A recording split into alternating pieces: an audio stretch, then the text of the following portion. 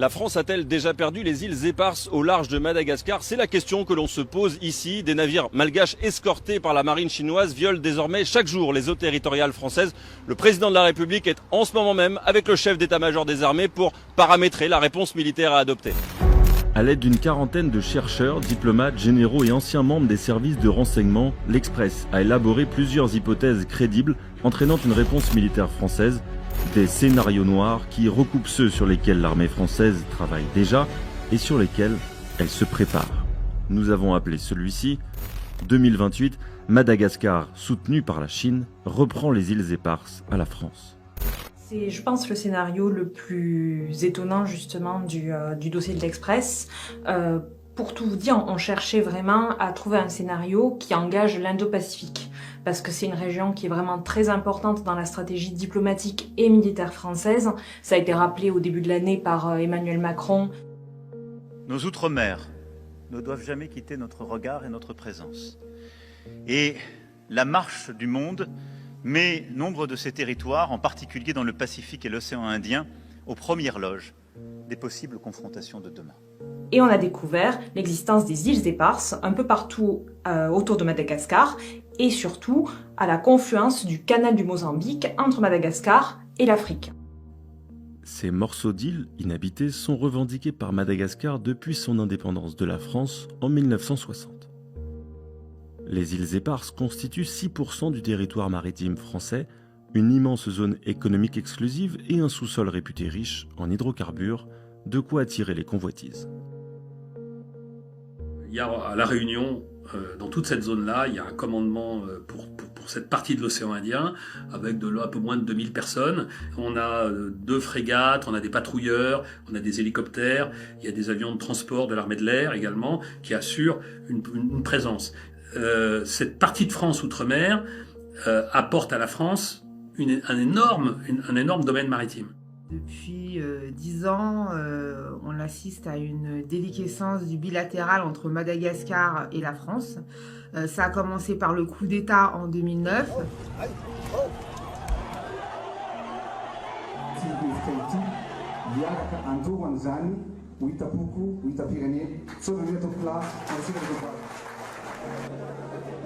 Où effectivement, on va dire, la communauté internationale pensait que ça allait être un coup d'État pro-français, à tort, puisqu'aujourd'hui nous sommes en 2023. Les déclarations de l'État malgache sont assez, on va dire, incisives envers la France. Le discours anti-français est aux Africains, ce que le discours anti-migrants est aux Français et aux Européens. Des ressorts passionnés, des ressorts raciaux, des ressorts identitaires et idéologiques. Pour Madagascar, si vous voulez, il y a toujours un discours anti-français, forcément lié à l'histoire coloniale. Aujourd'hui, se concentre autour d'un discours nationaliste porté par l'actuel président, qui fustige au nom de justement la grande nation malgache, qui est une notion très particulière, en disant qu'il faut un ennemi. Et l'ennemi est la France parce que les îles éparses, parce on serait responsable de la pauvreté. Avril 2027. Après 2 saisons difficiles pour les agriculteurs malgaches, des émeutes de la faim éclatent à Antananarivo. Acculé, le président malgache refuse de demander de l'aide à la France et accepte plutôt la main tendue d'un acteur qui pousse déjà ses pions sur l'île depuis une vingtaine d'années, la Chine. Vraiment, la Chine tente de tisser sa toile. On a beaucoup parlé des routes de la soie ces dernières années. Madagascar en fait partie. L'influence chinoise en Afrique est toujours présente. Dans l'Indo-Pacifique, elle l'est aussi. Un accord est rapidement signé. Madagascar autorise la circulation des navires chinois dans ses eaux territoriales. Xi Jinping promet une aide financière importante, mais aussi une assistance militaire si les intérêts malgaches sont un jour menacés. La stratégie chinoise, elle est bien sur la question d'ingérence. Il n'est pas question de coloniser Madagascar, de contester sa souveraineté, de venir la greffer à une identité chinoise. Non, il est question de la maintenir dans sa souveraineté. Et cette souveraineté serait, par le discours anti-français, le moyen de s'opposer à la France qui est, elle, sa réelle adversaire dans la zone.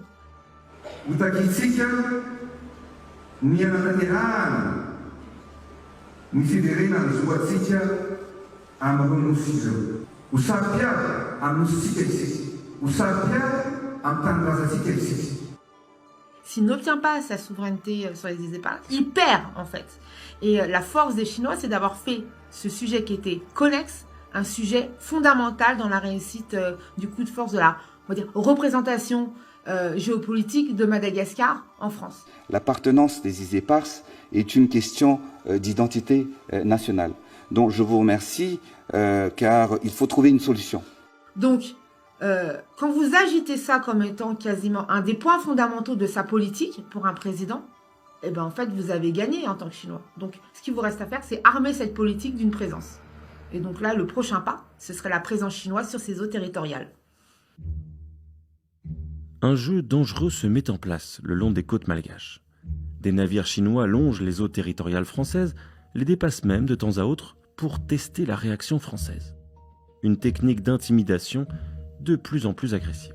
Là, pour le coup, on est dans un scénario à dynamique lente. Du coup, on peut anticiper en montrant que jusqu'à nouvel ordre, on est en France. Ça, c'est la dissuasion classique qui montre que les choses ne se feront pas aussi facilement que ça.